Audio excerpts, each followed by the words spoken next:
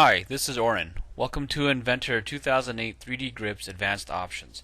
I wanted to dig a little bit deeper into some of the options that you have with 3D grips because they're not actually very apparent when you're working with 3D grips. And if you're not careful or you don't know about them, you might run into a little bit of trouble, and also you won't be taking full advantage of what you have available to you.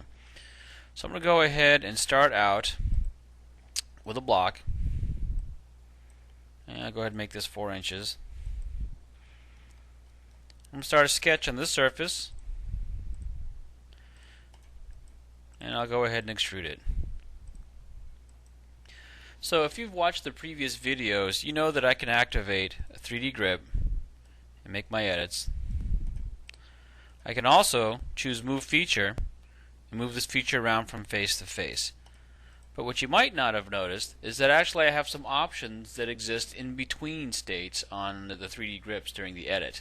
So if I point to this guy right here and I right mouse click and I choose 3D grips, if I just point out here in the space where there's nothing and I right mouse click, I can choose commit and move. In other words, meaning that right after I finish this 3D grip, I can right mouse click and immediately go into the move command. Also, after I finish this move, I can right mouse click and go immediately into a 3D grip again. So I can bounce back and forth between those options. Also, I have a third option, triad move. In the context of moving the feature, I can use what's called a triad move. Now, instead of just sort of pointing and dragging and just letting Inventor figure out what face I want the feature to move to, I can explicitly tell it precisely how I want to move this feature. So here I have the 3D Move Rotate tool. If I want to translate along this axis, I pick the arrow. Notice the little translation arrow glyph popping out. I pick the arrow, left mouse click, and I can drag. Also notice right up here in the dialog box, I'm getting the call out for the relative offset from the previous position.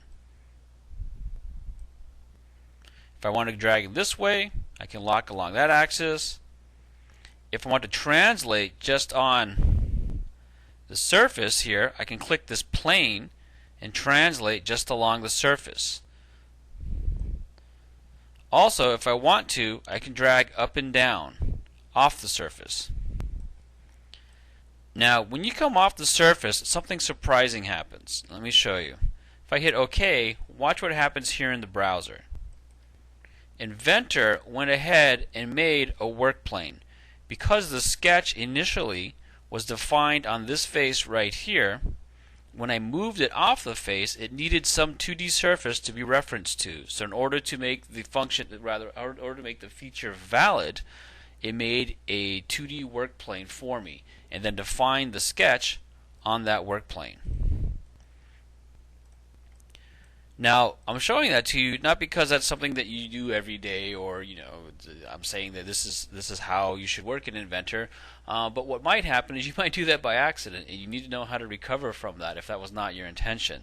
And it's not really that difficult. So if you do that by accident, you just point to the feature, right mouse click, move feature.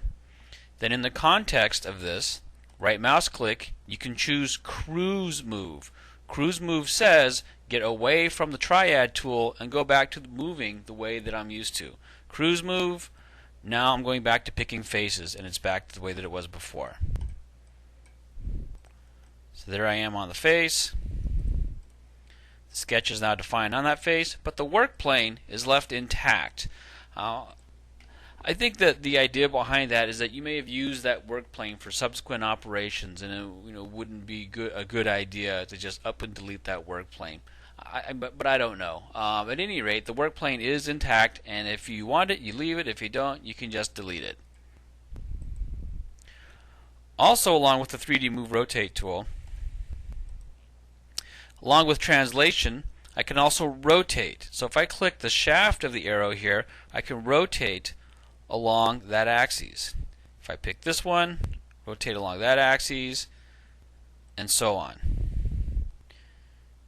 Now also, the same thing is happening here where this feature is popping off of the surface. So in order for the feature to be valid, a work plane will be created in the browser. There's the work plane. The feature is valid, everything's computing. And just as before, if I don't particularly want that, I can activate Move feature. I can switch to the Cruise Move option, and then Inventor starts to function as before. The preview's a little bit funky there, but it'll compute properly once I execute. So those are some of the advanced options available to you with 3D grips. I hope that helped you out. Thanks a lot.